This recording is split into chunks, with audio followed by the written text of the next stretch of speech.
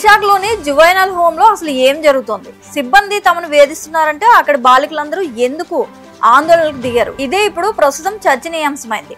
ప్రభుత్వ బాలికల పరిశీలన గృహంలో ఉంటున్న కొందరు మైనర్లు బుధవారం ఆ భవనం గేట్లు ఎక్కి నినాదాలు చేశారు. అదే సమయంలో బాలికల కుటుంబ సభ్యులు కూడా కొంతమంది అక్కడికి రావడంతో ఉద్రిక్త వాతావరణం అయితే ఏర్పడింది.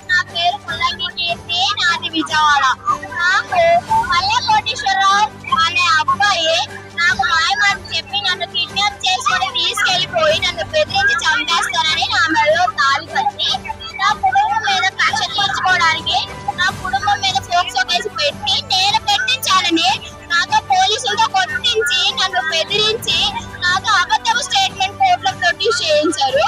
నాకు అప్పుడు తెలియదు ఎంత పెద్ద కేసు అయితే, ఆ కేసు గురించే నాకు తెలియదు ఎంత జరిగింది. నేను అలా చేశానని, నా తల్లి నన్ను అమ్మేస్తుందని, నా తండ్రి నా అన్నయ్య నన్ను రేప్ చేశారని పల్లె కోటేశ్వరరావు, మాలపాటి శ్రీనివాసరావు, మొత్తం మైలవరం పోలీస్ స్టేషన్ వాళ్ళు స్టాఫ్ అందరూ కలిపి దొంగ రిపోర్ట్లు అబద్ధపు స్టేట్మెంట్లు పెట్టి నా కుటుంబాన్ని, నా అమ్మని, నా అన్నయ్యని, నా పెద్దనాన్ని మొత్తం అందరినీ సెంటర్ జైలుకి పంపించేశారు.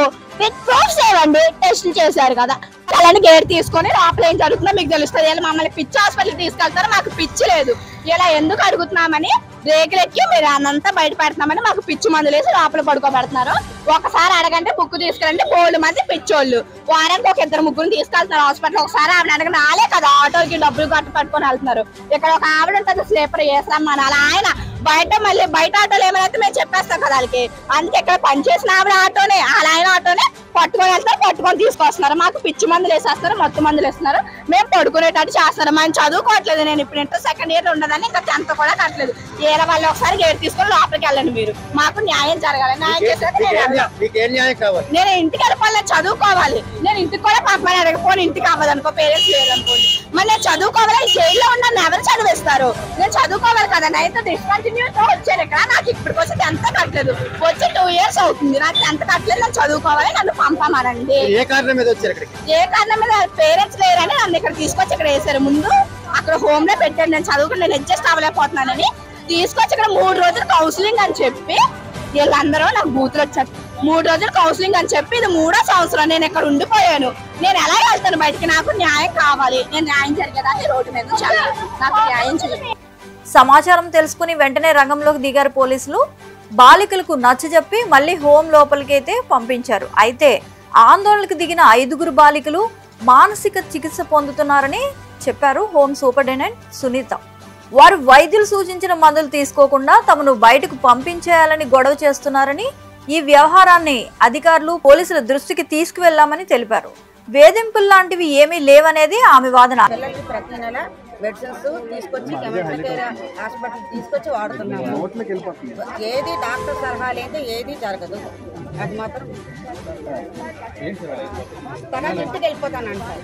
అది నా చేతిలో లేదండి. చైల్డ్ వెల్ఫేర్ కమిటీ ఇస్తేనే ఆర్డర్స్ నేను పంపించగలను. వాళ్ళ ఆర్డర్స్ ఇవ్వలేదు. వీళ్ళు ఇలా చేసినా కూడా నేను కౌన్సిలింగ్ చేయడం తప్ప నేను బలవంతంగా పంపించే అధికారం అయితే నాకు లేదండి.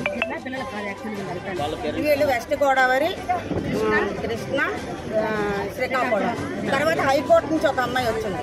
అంటే మనకి హైకోర్టు నుంచి ఆర్డర్ రావాలి అమ్మాయి వెళ్ళిపోవాలంటే. ఆ అమ్మాయి ఇంటికి వచ్చింది. అక్కడ ఇంట్లో పరిస్థితులు బాగాలేవు. మళ్ళీ వాళ్ళు హ్యాండ్ ఓవర్ చేస్తానంటే అనంతపూర్ డిస్ట్రిక్ట్ హైకోర్టు ఆర్డర్ ఇస్తుంది. ఇక్కడే ఉండాలి అమ్మాయి. మేడం మీ పేరేంటి? డిజిగ్నేషన్ వరకు ఉండాలండి. ఈ సంఘటనలు ఎప్పుడు జరుగుతున్నాయి? ఇలాగా 2 days నుంచి అవుతున్నాయి. నేను తర్వాత ఈ 3 సంవత్సరాల నుంచి ఇప్పుడే రావడానికి కారణం ఎక్కువ స్టాండర్డ్ అయిపోయారు. 1 year 2 years అయిపోతే వెళ్ళిపోతుంటారు పిల్లలు. మా దగ్గరకు వస్తుంటారు, వెళ్ళిపోతుంటారు. ఆ పిల్ల వెళ్ళిపోయింది అనుకోండి, నన్ను ఎప్పుడు పంపుతారు? నన్ను పంపించేయండి. ఆ అమ్మాయి వెళ్ళిపోతుంది కదా. అయితే ఆ అమ్మాయి పరిస్థితులు బాగున్నాయి, వెళ్ళిపోతుంది. కానీ ఈ పరిస్థితులు బాగాలేవు, వెళ్ళరు. దానివల్ల వాళ్ళు ఏంటంటే వాళ్ళు వెళ్ళిపోతున్నారు కదా, మేము వెళ్ళిపోవాలి, మమ్మల్ని పంపించారు. దాని గురించి మీరు యాక్షన్ తీసుకున్నారు? వాళ్ళు అడుగుతున్నారు కదా, దాని గురించి మీరు ఏం యాక్షన్ తీసుకున్నారు? ప్రతి కమిటీకి అమ్మాయి ఇలా పిల్లలు వెళ్ళిపోతాను అంటున్నారు, మీరు ఏం చేస్తారో వాళ్ళ పేరెంట్స్ ఉంటే పేరెంట్స్ కి, రిలేటివ్స్ ఉంటే రిలేటివ్స్ కి హ్యాండ్ అవుట్ చేయండి అని నేను వాళ్ళని కోరడం జరుగుతుంది. వాళ్ళు ఇక్కడికి వచ్చి నైట్ అంతా మాట్లాడుతున్నాము. అయితే ఒక అమ్మాయికి ఎవరూ లేరు. ఒక అమ్మాయికి ఎవరూ లేరు. ఎవరికి హ్యాండ్ ఓవర్ చేయాలి మేడం అంటే టాబ్లెట్ ఏమి కాదండి, మెంటల్ కేర్ హాస్పిటల్ మందులు, వాటిలో నిద్ర వస్తుంది, వాళ్ళ మైండ్ సెటప్ మార్చడానికి చేస్తారు. మా డాక్టర్ గారు రాస్తేనే, మెంటల్ కేర్ హాస్పిటల్ వాళ్ళు రాస్తేనే మేము మందులు వాడుతున్నాం తప్ప వేరే ఆలోచన. ఇప్పుడు ప్రస్తుతం వాళ్ళ పరిస్థితి సరిగ్గా నిల్చోలేని కూడా ఉంది. వాళ్ళు 2 డేస్ నుంచి విపరీతమైన కేకలు. నేను ఆర్లో ప్రొటెక్షన్ కూడా తీసుకున్నాను, ఇలాగ ఎక్కేస్తున్నారని చెప్పి ఆర్లో పోలీసు వారు ప్రొటెక్షన్ తీసుకున్నాను. నేనే అడిగాను, నాకు ప్రొటెక్ట్ ఇవ్వండి సార్, నాకు ఇక్కడ పరిస్థితి బాగాలేదంటే వాళ్ళు 2 డేస్ నుంచి నాకు ఇస్తున్నారు ప్రొటెక్షన్. మానసిక పరిస్థితి బాగాలేదంటే నిన్న కూడా మెంటల్ కేర్ హాస్పిటల్ వాళ్ళు వచ్చి వెళ్ళిపోయారని తెలిసింది. ఇప్పుడు హాస్పిటల్ వాళ్ళతో మాట్లాడుతాను. ఇప్పుడు మీరు తదుపరి చర్యలు మీరు ఏం తీసుకుంటారు? ఆర్డర్స్ రావడానికి ప్రయత్నం చేస్తాం, పేరెంట్ ఉన్న వాళ్ళకి ప్రయత్నం చేస్తాం. వాళ్ళు ఇస్తే ఓకే, మరి వాళ్ళు ఇంటికి ఎవరనేది వాళ్ళు మాకు చెప్పాలి. అందులో ఒక అమ్మాయి అంటుంది మాకు చాలా హీనంగా చూస్తున్నారు, డక్కిస్తున్నారు అంటుంది.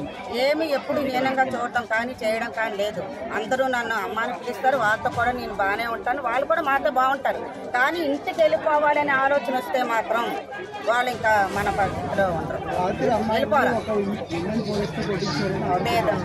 వాళ్ళే, ఆర్లో వాళ్ళే కదా, ఆర్లో ఎందుకు అందరూ సివిల్లో వచ్చి కాల్చారు. మరి పోలీసులు మాకు యూనిఫామ్ లో వచ్చారు లోనికి, మద్దతు మిస్బిహేవ్ చేశారు. వాళ్ళు డ్రైవర్ వచ్చేసి తలుపు తీశారు, లోపలికి వచ్చారు. సిఐ గారు వచ్చి అమ్మ దిగండి అన్నారు. వెంటనే 20 మంది పోలీసులు లోపలికి వచ్చారు. వాళ్ళు అలా కాపలా ఉన్నారు, రాత్రి 10 వరకు ఉన్నారు వాళ్ళు. సార్ అవన్నీ కాన్ఫిడెన్స్ సార్. యాక్చువల్గా అయితే అమ్మాయి హిస్టరీ కానీ పేరు కానీ మనకు రివీల్ చేయకూడదు, యాస్పర్ చేయాలి.